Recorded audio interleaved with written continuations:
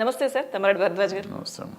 Sir, ఇప్పుడు TDP Janasena పొత్తులో భాగంగా వాళ్ళు ఎన్నికలకు సమాయత్తమవుతున్నారు. జనసేన అధినేత పవన్ కళ్యాణ్ ముఖ్యంగా పట్టున్న స్థానాలు ఈస్ట్ వెస్ట్ అటు సైడ్ ఎక్కువ ఆయన ఫోకస్ చేస్తున్నారు. ఎలా అయినా ఎక్కువ స్థానాలు అక్కడ సంపాదించుకోవాలి అని చెప్పి. సో ఆ పరిస్థితులు ప్రస్తుతం ఉన్న ఇదిలో ఉన్నాయంటారా? దానికి వాళ్ళు ఏ విధంగా రెడీ అవుతున్నారంటారు? రెడీ ఏదే ఉంది. ఇప్పుడు వాళ్ళకి strong hold east west Pavan Kalyan గారికి పర్టికులర్గా. సో అక్కడ జాగ్రత్తగా చేసుకుంటే వాళ్ళకి 20 సీట్లన్నా రావాలి అనేది వాళ్ళ పాయింట్. ఇంతకు ముందు 2 కలిపి 4-5 వచ్చినట్టున్నాయి తెలుగుదేశానికి. ఇప్పుడు ఒక 20-30 అన్నా రావాలనేది వాళ్ళు బేసిక్గా అక్కడ పట్టుబట్టాలని అనుకుంటున్నారు. సో ఆ ప్రయత్నంలో ఒక 20 అయితే గ్యారంటీగా వస్తాయి అనుకుంటున్నాను నేను. 20 దాకా లాగొచ్చు అంటే ఛాన్సెస్. బట్ ఏముంటుందంటే ఎలక్షనీరింగ్ ఇవన్నీ మనం ముందు చెప్పలేం. పర్టికులర్గా ఈస్ట్ వెస్ట్ చాలా విచిత్రమైన డిస్ట్రిక్ట్స్ అయ్యి 48 అవర్స్ లోపల అటు ఇటు అయిపోతుంది అది. సో ఆ రోజు ఏమవుతుందో మనం చెప్పలేము. ఈరోజు పరిస్థితి అయితే డెఫినెట్గా 15-20 మధ్య అయితే డెఫినెట్గా జనసేన తెలుగుదేశం ఉంటుంది. ఇంకెక్కువ వచ్చినా రావచ్చు. బట్ అంత మట్టుకు అయితే గ్యారంటీగా వస్తాయి అనేటట్టు ఉంది. సార్, ఓకే, అంతవరకు రావచ్చని చెప్తున్నారు. వచ్చే అవకాశాలు ఉన్నాయని వాళ్ళు చేయాల్సిన విధంగా ప్రజల్లోకి వెళ్తే కానీ. మరి పొత్తుల విషయం తీసుకుంటే కనుక ఖచ్చితంగా కొన్ని వస్తాయి, వాళ్ళకి పట్టున్న స్థానాలు. మరి నిజంగా టీడీపీ ఇచ్చే అవకాశాలు ఉంటాయా సార్ జనసేనకి? అది మనకు తెలియదు. వాళ్ళిద్దరు ఏం అండర్స్టాండింగ్ ఉంటుంది తెలియదు. అంటే పవన్ కళ్యాణ్ గారు అన్ప్రెడిక్టబుల్ కదా, ఆయన ఏదైనా చేయొచ్చు. అంటే లాస్ట్ మినిట్లో కాంప్రమైజ్ అవ్వచ్చు, లేదంటే కాంప్రమైజ్ అవ్వకపోవచ్చు. ఇప్పుడు మన చంద్రబాబు నాయుడు గారు కూడా అదే పరిస్థితులు ఉన్నారు. ఇప్పుడు ఆయన కూడా పట్టుబట్టేటట్టు కనపడతలేదు. ఆయన ఒక స్టేజ్లో ముఖ్యమంత్రి కావాలంటే కూడా పవన్ కళ్యాణ్ అవ్వచ్చు అన్న లెవెల్ ఏదో ఇచ్చినట్టున్నారు. అది ఇచ్చారో లేదు తెలియదు. తమ్నైళ్ళు అయితే పెట్టేస్తున్నారు. ఎవరైనా నాకు అబ్జెక్షన్ లేదు, రాష్ట్రం ముఖ్యం, ముఖ్యమంత్రి ముఖ్యం కాదని ఆయన చెప్పారు. అంటే దాని అర్థం నేను వదిలేస్తాను నాకు అంటే డైరెక్ట్గా చెప్పకపోయినా ఇంకో రకంగా చెప్పినట్టు. సో అటువంటిప్పుడు ఎట్లా ఉంటుంది అనేది తెలీదు. ఈ పట్టువీడుపు ఉంటుందా ఉండదా ఆయనకి? పట్టువీడుపు ఉండి ఎక్కువ సీట్లు ఇస్తే వాళ్ళకి అసలు కెపాసిటీ ఉందా లేదా అనేది చూసుకోవాలి. ఇప్పుడు కొన్ని సీట్లు ఉన్నాయి నిజంగా 3,000-4,000తో పోయిన సీట్లు జనసేన చాలా తక్కువ అనుకోండి, 2-3 సీట్లు ఉన్నాయి. అటువంటి చోట వాళ్ళకి కాకుండా ఇంకెవరికన్నా ఇస్తే ఇంక ఇబ్బంది అవుతుంది. అటువంటి చోట ట్రై చేస్తానికి అవకాశం ఉంటుంది గెలుస్తానికి. లేదంటే అవి కాకుండా అసలు డిపాజిట్ రన్ దగ్గరికి తీసుకెళ్ళి వీళ్ళకి ఇచ్చేసి గెలవాలంటే కొంచెం కష్టం అవుతుంది. సో ఇవన్నీ చూసుకోవాలి వాళ్ళకి. మనకంటే వాళ్ళకి ఎక్కువ తెలుసు కదా, ఎక్కువ ఆలోచిస్తారు. సో వాళ్ళిద్దరూ ఆలోచించుకుని ఏం చేసుకుంటారు మనకి. ఓకే సార్, అయితే సీట్ల విషయంలో అయితే లోకేష్ మాట్లాడిన మాటలకు కానీ కొంత వీళ్ళు జనసేన క్యాడర్ కొంత అసంతృప్తిగా ఉన్న విషయం అంటే బహిరంగంగానే చాలామంది మాట్లాడుతున్నారు. 150 ఆల్రెడీ వాళ్ళు అభ్యర్థులు రెడీగా ఉన్నారని చెప్తే మిగిలింది 25 కాబట్టి వీళ్ళకి ఇంతే ఇస్తారు, మా అధినేత మాట్లాడలేదు, ఇలా చాలా జరిగాయి. ఇంకా ఇందాక మనం అనుకున్నట్టుగా సీఎం విషయానికి వస్తే అది కూడా ఒక క్లారిటీ ఇచ్చేశారు కదా సార్, అనుభవజ్ఞులే ఉండాలని పవనే ఒప్పుకున్నారు అన్నట్టు. చంద్రబాబు నాయుడు గారు అదేం సమస్య లేదు. అట్లీస్ట్ తర్వాత డిప్యూటీ సీఎం అయినా ఇస్తారు అన్న ఒక వాదన కూడా వచ్చింది సార్. దానికి కూడా నాకు అర్థం కాదు. ఎందుకు ఇప్పుడు ఒక పార్టీ గెలుస్తుంది, ఒక పార్టీ ఓడిపోతుంది. గెలిచిన పార్టీ ఎమ్మెల్యేలు కలిసి అనుకుంటారు, లేకపోతే ఆ నాయకుడు కంట్రోల్లో ఉంటే నాయకుడు సీఎం అవుతాడు ఏ పార్టీకైనా. వాడు డిప్యూటీ ఇస్తారా, ఇంకోటి ఇస్తారా, తోటకూర ఇవన్నీ డిస్కషన్స్ ఎందుకు? వాళ్ళు ఏదైతే దవుతారో వాళ్ళు ఇష్టం అవుతుంది చేస్తున్నారు.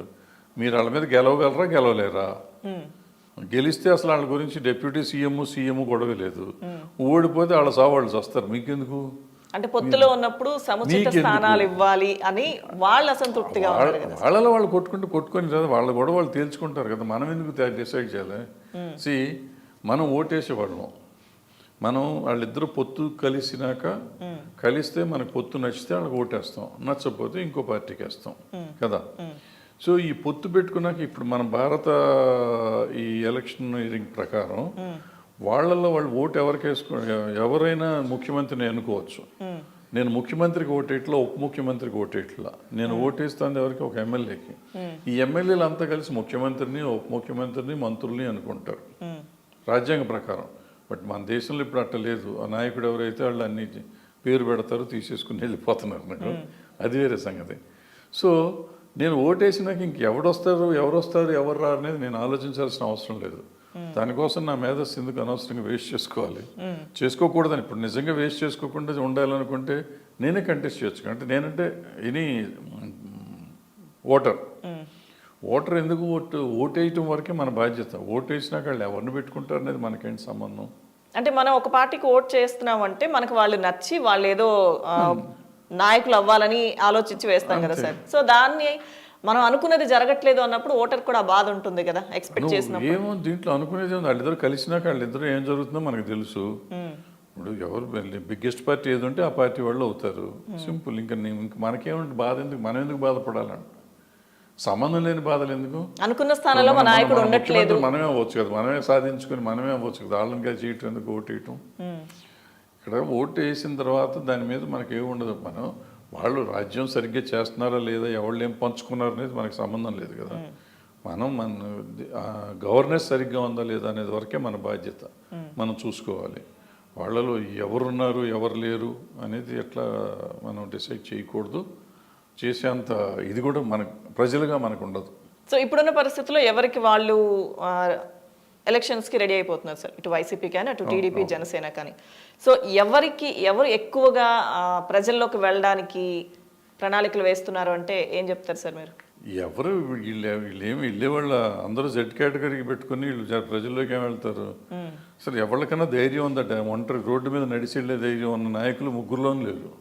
చంద్రబాబు నాయుడు గారు వస్తే ఆయన జెడ్ కేటగిరీని ఆయన దగ్గరికి ఎవరిని రానివ్వరు. పవన్ కళ్యాణ్ గారు ఫ్యాన్స్ మీద పడిపోతారని వారాహి మీద నుంచి ఉంటాడు కానీ కింద జనంలోకి రారు.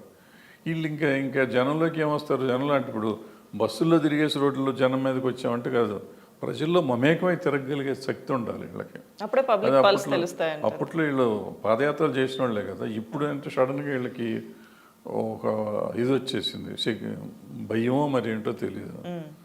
సో వాళ్ళు పబ్లిక్ ఎప్పుడు నేర్చుకుంటే 10 మందిని కూర్చోబెట్టుకుని మాట్లాడుకుని వాళ్ళు చెప్పిందే మనకు తెలిసిపోయింది అనుకుంటే అట్టు కుదురుతుంది. ప్రజల్లోకి వెళ్ళటానికి ధైర్యం ఉండాలి నాయకుడు అనేవాడికి, నా ఉద్దేశంలో. ఆ ధైర్యం ఉండి లేకపోతే వెళ్దాం అనుకునే ఒక ఆలోచన ఆరాటం ఉన్నవాళ్ళు ఇందులో ఎవరు లేరని నా ఉద్దేశం. ఓకే.